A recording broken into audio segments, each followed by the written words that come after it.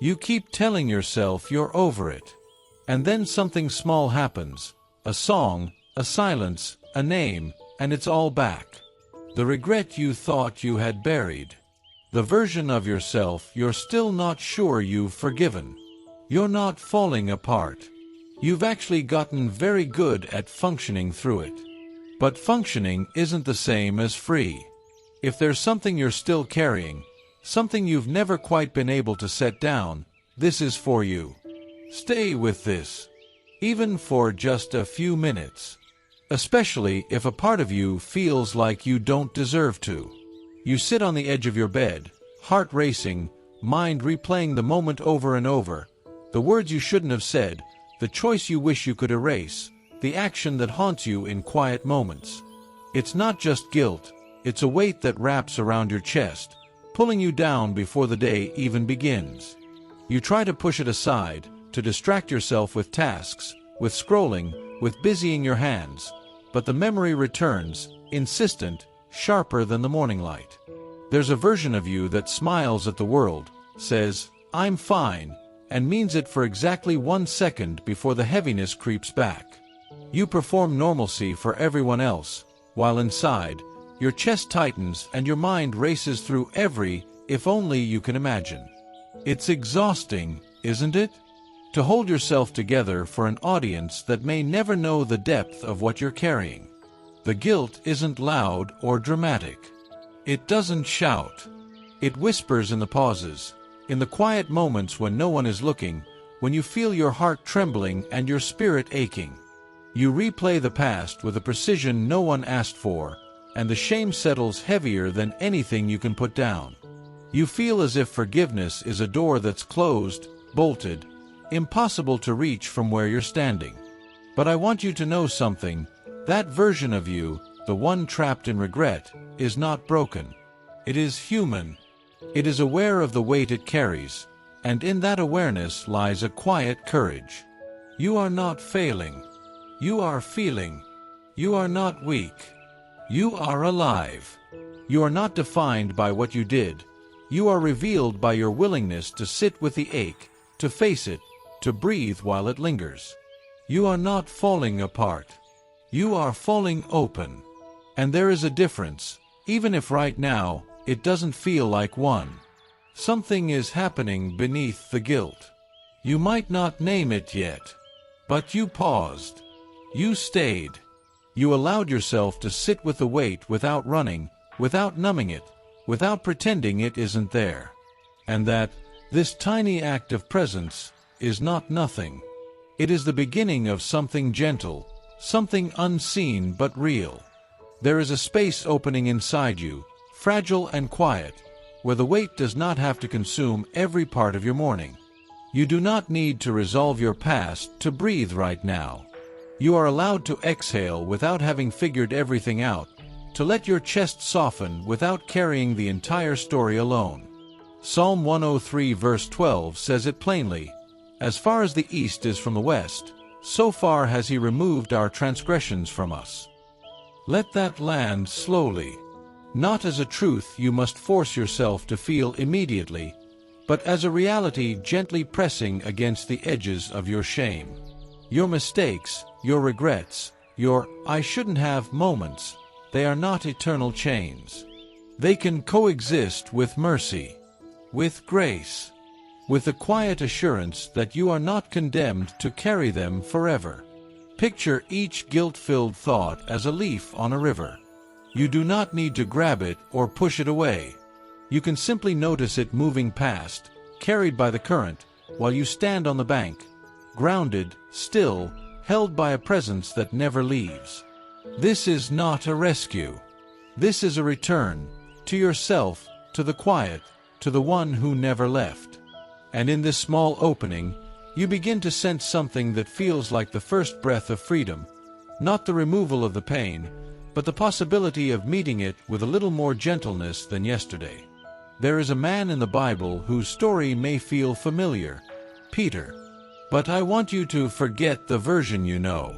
I want you to feel him as he actually was, sitting somewhere alone, in the hours after everything fell apart, chest heavy, mind replaying one moment on an endless loop. He had denied knowing Jesus 3 times, not in a moment of calculated betrayal, but in a moment of fear so human, so ordinary, that most of us would have done the same. And afterward, he didn't feel relieved. He felt the full weight of what he had done settle into his bones. Tears came not loudly, not dramatically, just steadily, the way tears fall when you've been holding them for too long. He walked away small, invisible, certain that what he had done was the loudest thing about him now. You don't have to imagine how that feels. You already know what it is to have one moment, one choice, one word, one failure, feel like it has rewritten everything you thought you were. You already know what it is to replay it with a precision that punishes you far longer than the moment itself lasted. But here is what the story does not skip. Jesus came back for him. Not with a lecture. Not with conditions.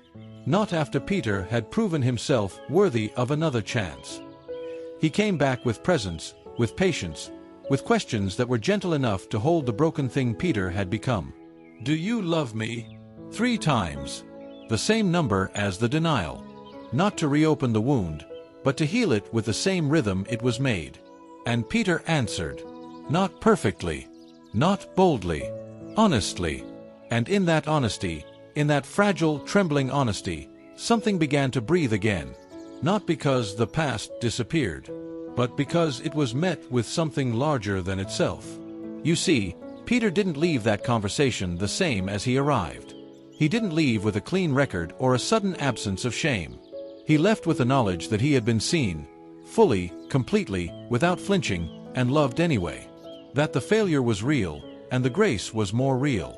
Sometimes that is all we are asking for. Not the erasure. Not the miracle resolution. Just the sense that someone has looked at the exact thing we are most ashamed of, and has not turned away. You have not been praying into silence.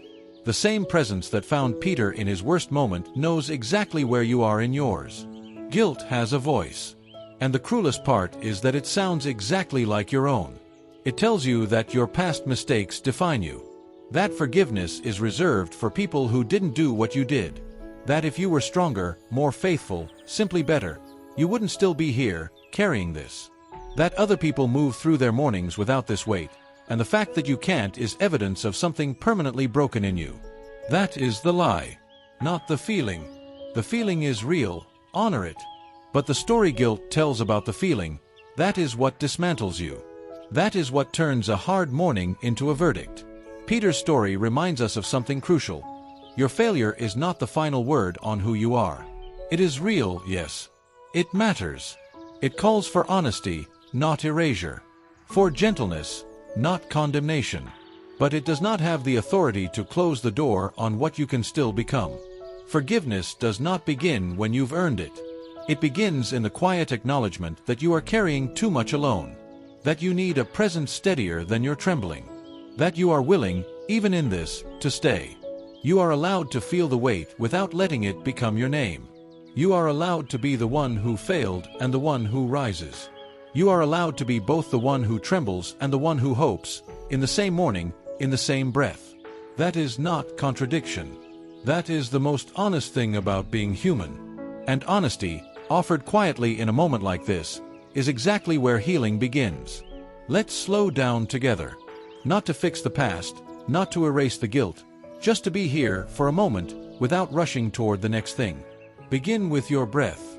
Not as a technique, just a return.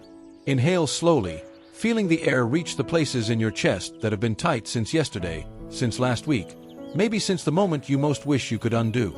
Hold it softly. Exhale, letting the tension ease ever so slightly. Each breath is a small act of presence. Each pause is a prayer in itself. Now, bring to mind the one thing that weighs heaviest today. Don't analyze it. Don't try to solve it. Just name it quietly in your heart, the way you would say something to someone who loves you and won't panic. That act alone, of naming it without running, is courage. It is trust. It is your heart saying, I see this. I am not pretending it isn't here. And I am still standing. Jesus said it like an open door. Come to me, all you who are weary and burdened, and I will give you rest. Matthew 11 verse 28. Not come when you've forgiven yourself. Not come when you've earned it.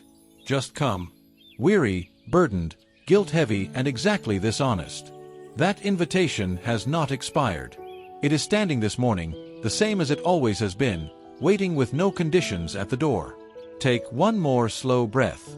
Feel the weight, and also feel the small, quiet warmth of being present with yourself without judgment. You are not wasting time. You are practicing the one thing guilt most wants to steal from you, the ability to simply be still. Each breath, each honest moment, a step toward grace. Close your eyes if you can. Just breathe. You don't need the right words, you just need to show up. And you already did, simply by being here. God, I don't know how to start this prayer. My chest is tight and my thoughts are loud and I'm already tired, and I haven't even begun the day. I don't have the words arranged the right way. I don't feel composed. Honestly, I don't feel like I deserve to be here. But I am. So I come as I am, carrying what I've done and what I wish I hadn't, and I ask you to meet me in it. I'm scared. Not of one thing, of everything. Of not being enough. Of the mistakes I cannot undo. Of waking up tomorrow and feeling this same weight, and the day after, and the one after that. I know I shouldn't feel this way. But here I'm saying it anyway, because I think you already know. You see, every 3 a.m. I couldn't sleep through. Every apology I whispered into the dark that no one heard. Every prayer I started and couldn't finish because the ache ran out ahead of the words. You see it all. Even what I'm most ashamed of. And yet, even saying all of this, I am still here. I didn't close this. I didn't walk away. Something in me held on, even when I told myself I had no right to. I don't know what to call that. Maybe it's the last thread of faith. Maybe it's just stubbornness. But I'm still talking to you. And maybe that's already something. God, teach me to put down what I was never meant to carry alone. Not all at once, I don't know how to do that yet. But today, this morning, help me release just one thing. Just enough to breathe. Just enough to remember that my hands were not made to hold all of this by themselves. Let your nearness be real to me, not as a concept I have to feel correctly to receive, but a simple, quiet fact. You are here. Even in the guilt. Even in the regret. Even in the version of me I am most ashamed of. Remind me that brokenheartedness is not rejection. It is the exact address you promised to show up at. I am there. I am here. I'm not asking for the storm to stop. I'm asking for enough calm to take one more breath. One more step. Enough of your presence to remind me that I am not as alone as I feel, and not as far from grace as the guilt insists. Walk with me into this day. Not in front of me, not behind me, with me. In the ordinary, heavy, imperfect middle of it. Amen. You didn't come here because everything is fine. You came because something in you hasn't let go yet, and you're tired of pretending that it has. That took more courage than it looks like from the outside. You don't have to leave here fixed. You don't have to walk into the rest of your day with all of it resolved. But maybe, you're leaving with something you didn't have when you arrived. A breath that costs a little less. A grip on the past that's slightly, imperceptibly looser. That is not nothing. That is, quietly, everything. The guilt will likely return. The memory will find you again in an unguarded moment. When it does, you'll know what to do, not because you've mastered this, but because you've practiced it. You showed up once. You can show up again. Come back tomorrow. There will be something here waiting, not because you earned it, but because you still need it. And needing it is enough of a reason.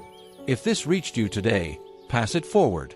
Someone in your life is carrying something they haven't said out loud yet. Sometimes all it takes is a quiet moment like this one to remind them that grace hasn't run out on them either. You are not who your worst moment says you are. You never were.